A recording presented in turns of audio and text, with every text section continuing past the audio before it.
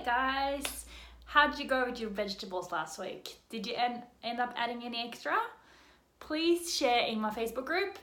I want to know every vegetable that you had, if you tried something new or if there's one that you really didn't like. Like, I hate broccoli, I cannot stand it. But broccolini I really like, so I'm really glad that I didn't give up on the green veggies. There's so many different ones, so I'm sure you'll find one that you like.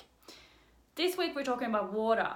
Water is so important, and especially if you live in a hot country like Australia. It's so hot here and you constantly sweating up water. Not just when you're training. You sweat up water when you're just sitting here, sleeping, eating, standing, working. You know, even if you're not even thinking about it, you're constantly sweating it out, and that's why you have to keep drinking water. You want to aim for around 2 to 3 liters of water a day.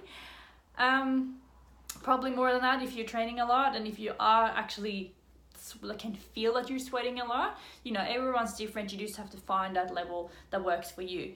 You don't want to be constantly running to the toilet, but you also don't want to be feeling sluggish and dehydrated, and you know, just feeling hungry and tired are two really big things that when you are actually just dehydrated. I've written a little bit more about this in the email, so please have a read through.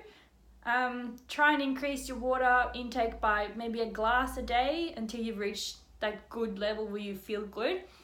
I always notice a massive difference in my skin when I don't drink enough water. I just break out like crazy.